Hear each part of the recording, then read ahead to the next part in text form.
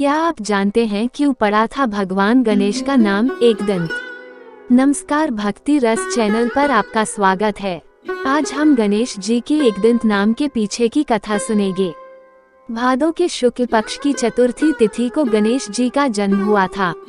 इस दिन को गणेश जी के जन्मोत्सव के रूप में मनाते हैं। विद्या, बुद्धि, विनय, विवेक में भगवान गणेश अग्रम हैं। वैसे देखा जाए तो गणेश जी के बहुत सारे नाम विख्यात हैं। उसे से एक नाम एकदंत है। एकदंत कहे जाने के पीछे की कहानी काफी रोचक है। क्या आप जानते हैं क्यों कहते हैं एकदंत? किसी भी पूजा पाठ के काम में सबसे पहले गणपति की पूजा की जाती है। भगवान गणेश को गजानन, एकाक्षर, विघ्नहर्ता, एकदंत के अलावा और भी कई नामों से बुलाया जाता है। आइए जानते हैं कि कैसे गणेश जी का नाम एकदंत पड़ा और क्या है इसके पीछे की कहानी। गणेश जी के एकदंत नाम के पीछे 3 पौराणिक कथा ये मानी जाती है। तो चलिए आज हम सुनते हैं वो 3 कथा ये।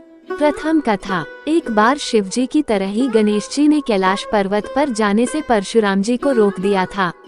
उस समय परशुमरा कार्तवीर्य अर्जुन का वध करके कैलाश पर शिव के दर्शन की अभिलाषा से गए हुए थे। वे शिव के परम भक्त थे। गणेश जी के रोकने पर परशुराम जी गणेश जी से युद्ध करने लगे। गणेश परशुराम में भीषण युद्ध हुआ। परशुराम के हर प्रहार को गणेश निष्फल करते गए। अंततः क्रोध के वशीभूत परशुराम ने गणेश पर शिव से प्राप्त परशु से ही वार किया।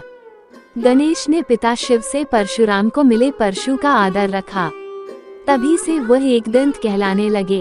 अब हम सुनेंगे द्वितीय कथा। कहते हैं कि एक बार गजमुखासुर नामक असुर ने पृथ्वी पर आतंक मचा रखा था और गजमुखासुर नामक असुर को वरदान प्राप्त था कि वह किसी भी अस्त्र शस्त्र से नहीं मारा जा सकता। इसलिए वह ऋषि मुनियों को परेशान करता रहता था।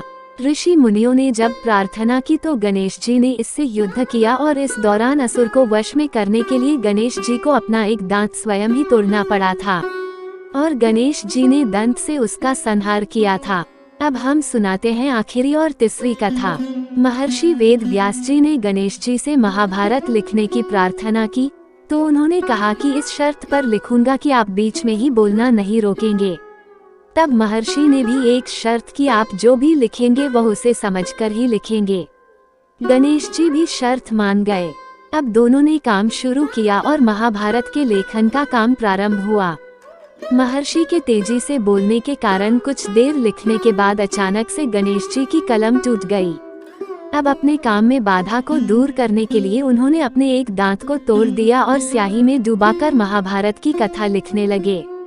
तो ये थी गणेश जी के एकदंत नाम के पीछे की पौराणिक कथा। अगर आपको यह वीडियो पसंद आए तो कृपया लाइक, शेयर करें और सब्सक्राइब करें। धन्यवाद। आपका दिन शुभ हो।